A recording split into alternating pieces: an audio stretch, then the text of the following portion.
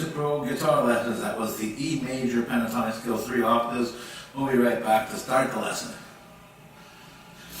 Okay, first thing we're going to do is flash the music up in front of you, okay? Take a screenshot, print it out, keep it on the computer, do whatever you like, as long as you can follow the lesson with that.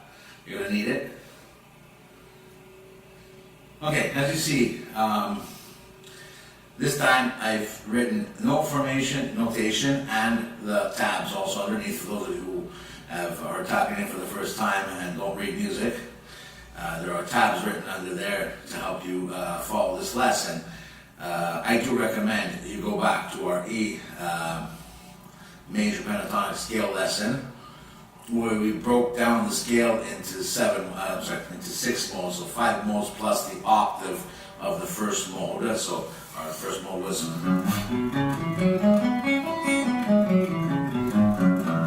our octave of the same mode with this standard fingering.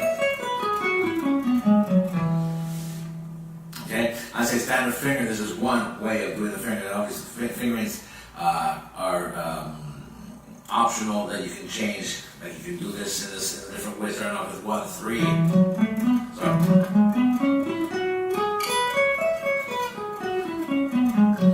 But you're moving your hands. When you're fixed in a position, using all 4 fingers is more accommodating. Right? So that's why I say standard fingering. But like I said, it's up to you how you choose that type of finger. As long as it's a logical movement, and you try to use all your 4 fingers every once in a while. That's what's important. Okay. Now, as I said, in that lesson there we talked about the 6 modes, the 5 modes. Let's put it that way. Across the fretboard, we broke it down, starting off with 1 each note on the 6th string. So having different positions for the same notes, but starting off obviously with a different note. Then putting it together, going down with one and coming back up with the other. So moving from one point of the fretboard to the other and then back. We've just did the same thing right now with the Major Pentatonic Scale 3 octave here, which is exactly the same idea that we have there. It's just that we're just doing it all together, going from one point to the other, right? That's what I'm saying. If you've just tuned in now for the first time and you're following a lesson, this lesson with me for the first time, it would be nice. You'll find on the YouTube on this channel here, you'll find the scale, the E Major Pentatonic scales under pentatonic scales. Okay, and you'll find a lesson based on that, on how to move around with that. There we have music flashed up. There it's only music notation, because the idea of our at this channel is to make you understand how to read music also, because it is a fundamental thing that you need when you learn how to play an instrument.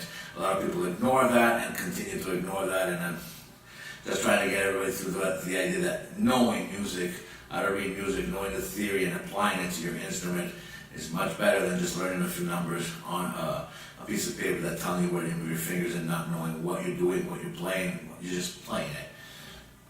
And sometimes you don't even play it, because if you don't know the song with tabs, unless you have modern tablature, and modern tablature means that you're putting note values in, you're putting fingerings in, it becomes a little bit more complicated, and at that point it's easier to read the music. So, like I said, we do putting tabs and music together is a good idea also, because it helps you to see the same thing in a different aspect, and it's a good guideline to follow for people who are learning how to read music also.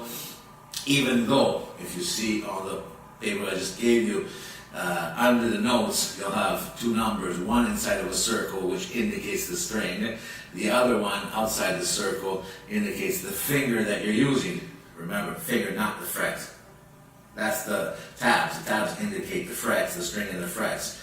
Here, the numbers indicate the string and the fingers. And then on top, you'll find Roman numbers that indicate the position of your left hand. So the position of your left hand is always established to where your first finger is. So if your first finger is on the 3rd fret, in consequence, your second finger will be covering So 3rd fret, 4th fret, the 5th fret is going to be with your 3rd finger, and the 6th fret is going to be with your 4th fret. So you have 4 fingers covering 4 frets. Okay, that's the idea of learning how to read with the music, so showing you exactly how to find the positions using these number systems and all that. Putting everything together under with the tabs is a great idea also. That way you have 2 different ways of seeing it. For one thing, if you're just using the tabs, you also have the numbers underneath the note that indicate the fingers, so that'll help you to understand better what fingers I'm using and what fingers you should be using to do the scale. Okay? Okay, so let's start off with the lesson. Our first note is obviously E open string, okay? Now, E major pentatonic scale. So we're taking these 5 notes from the major scale, E, F, from the E major scale, E, F sharp, G sharp, okay, E, F sharp, G sharp, B, and C sharp. Okay, so 1, 2, 3, 5, and 6 of the major scale. So the pentatonic scale is derived from the major scale. Now we'll get a little bit more into that in a few seconds. I'll just show you the scale first. So open string, 0. On the 2nd position, 2nd fret, we have our 1st finger, which is on the same string, so it's F sharp, okay? G sharp with our 3rd finger on the same string. Then we're going to go to the 5th string, still 2nd position, with our 1st finger, that's B. And we're going to slide to 4th position and have our C sharp. Then we're going to have P with our 4th finger on the same string, okay? So still 4th position, but 4th finger, okay? Then we're going to have F sharp on the next string, so 3rd string. Okay, sorry, 4th string, not 3rd string. F sharp, and we're going to slide to G sharp, which is in the 6th position with our 1st finger. Okay, and we're going to have B with our 4th finger. So 6, 7, 8, 9. Okay, 9. Then we're going to have C sharp on the 3rd string. Okay, still in the same position. We're going to slide to E, which is the 9th position. Then we're going to have F sharp, okay, here with our 3rd finger, so on the 3rd string. On the 2nd string, we're going to have our 1st finger, which is G sharp. Slide to the 12th position, 12th fret, 12th position with our 1st finger, okay, and have our B. Then we're going to have C sharp with our 3rd finger on the same string, and finally E on the 1st string, 1st finger, 12th fret, okay? Now we're going to go backwards. We're going to have 3 on the 2nd string, which is C sharp, okay? B, which is our 1st finger on the 12th fret, okay? Slide to the 9th position to G sharp, okay? Then we're going to have F sharp on the 3rd string, 3rd finger. E with our 1st finger still on the same string, and we're going to slide to 6th position to have the C sharp.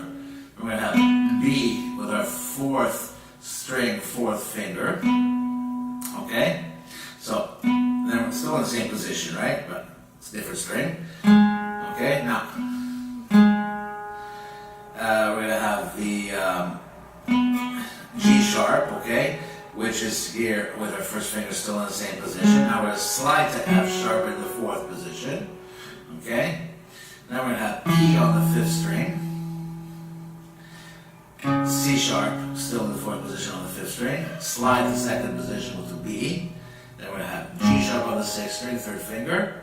And F sharp, 2nd fret of the 6th string, 1st finger. So 2nd position, okay? And open string E.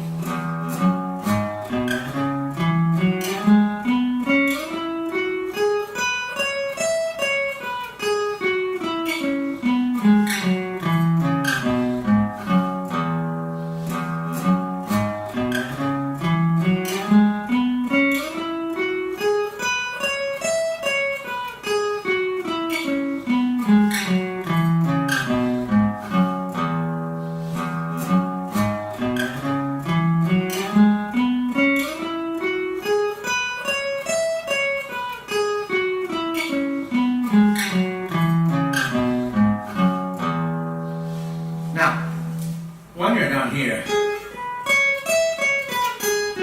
I could go here on the 1st string and then slide to the 12th fret. It's just a matter of changing strings and doing the same thing, but I'm just showing you one way of doing it. You can experiment with the scale after once you started to learn the notes and know how to do it and move around from different strings. That's what we did with the first, what we did with the E major pentatonic scale, and more broken down in modes. That's why I'm saying it would be preferably, for those of you who have been following, if you don't remember it, go back and run it over, because you should remember these scales. Scales should be a daily practice for you. But anyway, go over that scale there also. The whole idea here is the same thing we had there. We can stop off at any point and continue with the same 5 notes. Now, what we're really doing, as I said, is just breaking down those 5 notes across the fretboard. Here we call it the E major pentatonic scale in 3 octaves. If I started from C sharp, they're going to be calling this the C sharp minor pentatonic, right? A lot of teachers teach this as their first scale. That's their first pentatonic scale. They call it the minor pentatonic, which is correct because it's got a minor interval. So I call it a minor pentatonic. So C sharp E is a minor interval, and we call it a minor pentatonic for that reason. And we also, let's just say, it comes from the 6th degree of the major scale, which is the A minor mode. Okay, the Aeolian mode, and that is a minor scale. Anyway, so we're calling this the minor pentatonic. But in reality, what are we doing? We're just taking those same 5 notes and just starting off with a different note. So instead of starting off with the E, we'll be starting off with C sharp. Well, we're still doing the same scale. We're still doing the same notes. We're repeating those notes across the fretboard. So the whole idea of breaking it down into positions or into modes is to understand that these notes are the same 5 notes, just thrown around differently. You know, starting off with a different note each time. So if I want to stay in first position, I could do that one there. If I want to start off in second position, right? So if I want to, from that scale there that I just showed you, stay here on the 4th position, right? Instead, if I want to stay here on the 6th position,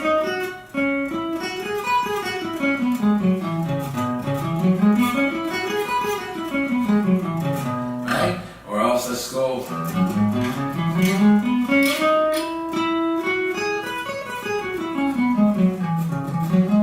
9th position, right?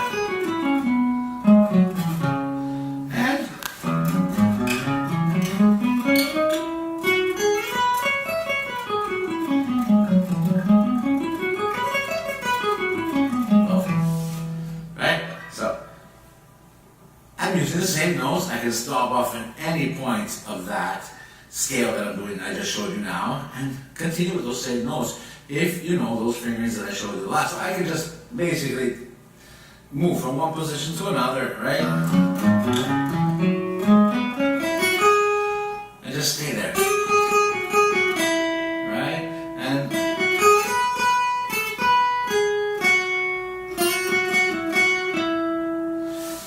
continue my forming of a phrase, right? I'm phrasing something using the scale, and that'll just permit you to do it along the fretboard. It is very important. I keep saying this to everybody. The more knowledge you have of music, the more easier it is to comprehend what you're doing and understand applying what you're doing to the guitar. So the music theory applied to the guitar is fundamental for people who study an instrument, and I do recommend those who do not know how to read music to start learning a little bit of theory and to start studying, because it is fundamental. It helps you understand better. Everything starts off with one major scale. It's called the C major diatonic scale. From that major diatonic scale, we construct all our major scales. We do a lot of things here with that scale there, right? We construct our minor scales, okay? Everything on blues scales or pentatonic scales, everything comes from those first 7 notes that we learn. We have 12 sounds. We have 7 notes, but we have 12 sounds. So in reality, there's 12 notes, but we only call them C, D, E, F, G, A, B, or Do, Re, Mi, Fa, Sol, La, Si. Some say T, and I say C. Okay? We have those as the syllables that we're using to name these notes, and in between we have our sharps and flats. So we'll have our C sharp or our D flat, which is the same note, but it has two different names. There are a lot of things that help you to understand music better, but not because you read it separately, because you apply it to your instrument. You sit down and you work on it, knowing the notes on your guitar, knowing how to move around it in a correct positioning way. Like we did this scale here. It's just, right?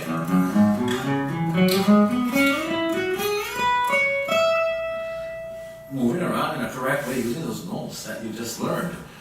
Not just numbers. The tabs are nice, they're useful to help you with the notes. And they should be used in that way. They shouldn't be used only. And a lot of people have only learn something on their instrument using tabs. But if you don't use modern day tabs, you won't even know how to play a song, because unless you know the song with tabs, you won't play it, because there's no note formation. Modern day tabs have the note formation that tell you the value of the notes that you're playing, like 16th notes, 8th notes, quarter notes. How long? The moment you start studying the value of your notes, modern day tabs get more complicated, because you're going to have to put fingerings there also to indicate the fingers. So the moment you're doing that, it's much easier to learn how to play the notes, learn where they're on the guitar while you're playing, okay? And use the tabs to help you for the positioning if you want. You don't need them, but honestly, it is a good idea even to have them like I did right now, put them underneath for you to help you out in your learning process. But only for that. I don't agree with the using the method of only tabs. A lot of teachers only teach tabs, and which is, I think, is basically because some of them really don't know how to read music. A lot of them are, you'll find a lot of people around that just don't know how to read music, so they're just teaching the tabs. But even their methods are limited to what they're teaching. So, like I said, it is a clear way for you to learn better an instrument. The better way is with the note formation. Okay, learning how to note the notation on the music. It's not. There's 7 notes. It's not hard to learn how to read pentagram. Once it's down, and while you're playing, you're studying your notes. It's not hard to learn a bit of theory, because you're applying it to your guitar. Okay, we just did a pentatonic scale, wide and pentatonic scale, because I'm showing you positions on the guitar with those notes that you can learn how to improvise with. It all breaks out from that, as I said, from that C major scale that we with the diatonic major scale. So anyway, not to get too much into the theory again, just to make you understand that.